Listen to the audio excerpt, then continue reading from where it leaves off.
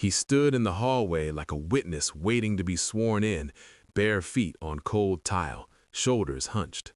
My 10-year-old son held his diary with both hands, knuckles white, as if letting go would shatter something permanent. He didn't cry. That was what frightened me. Dad. His voice was barely air. She's lying. He didn't say Mom. He didn't have to. I took the notebook, felt the tremor travel from his fingers into my own. A child's diary is supposed to be chaotic, stickers, misspelled dreams, harmless secrets. This one was careful, controlled, like it had learned discipline too early. I opened it. Halfway down the page, in uneven pencil, Mom said I have to lie, otherwise Dad will stop loving me. The hallway went silent in a way that felt engineered. My pulse slowed. That was the first sign. When rage doesn't explode, it calcifies. I knelt, met his eyes. He was searching my face for a verdict. I love you, I said. Nothing more. No questions, no reassurance beyond fact. He nodded once, as if that was all he needed to survive the moment, then retreated to his room. Door closed. Click. Final. I stayed there, holding evidence that wasn't meant for me. And in that stillness, I understood something with absolute clarity. This wasn't a marital problem anymore. This was a crime against a child's mind. I replayed the last year with forensic precision. The late nights that didn't align with work, the phone always face down, the sudden softness when she spoke to him, too soft, rehearsed, like someone compensating. I had dismissed it as guilt, stress, distance growing the way it always does. But this wasn't distance. This was strategy. She had turned my son into a buffer, a shield, a hostage made of love. I remembered moments that now reassembled themselves with brutal logic. Him hesitating before answering simple questions, glancing toward her before speaking, correcting himself mid-sentence as if recalling instructions. Children don't lie well unless they've been trained. That night, after he slept, I sat across from her at the kitchen table. She talked about groceries, about a neighbor's divorce, about nothing that mattered. I watched her mouth move and felt something inside me disconnect. Not anger, calibration. I realized I wasn't listening to words anymore. I was studying behavior. I did not confront her. That would have been inefficient.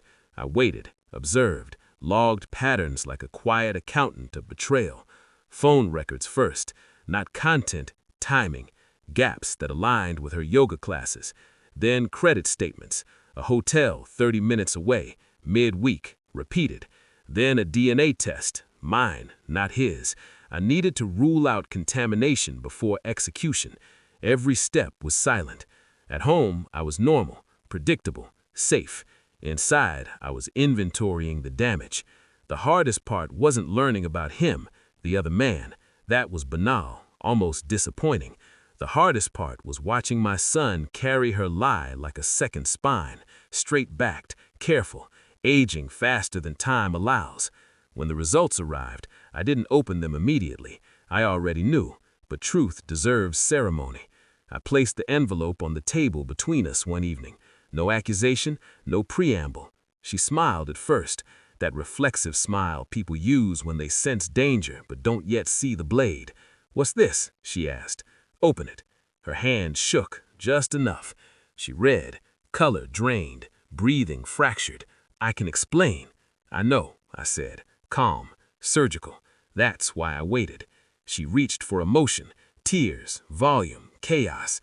It didn't land. I had already moved beyond reaction. Then I slid the diary across the table. Her face collapsed. That was the moment. Not the affair, not the exposure. The realization that she had been seen by the one person she thought was blind. "You used him," I said, not loudly, precisely. "You taught him that love is conditional and truth is dangerous." She tried to speak, failed, tried again. I stood. "I've already filed," I continued. "Custody, documentation, expert testimony. You won't be alone, but you will be supervised." That's when she broke. I didn't watch. The final move wasn't leaving. It was telling my son the truth without poisoning him with it. I didn't vilify her. I didn't dramatize.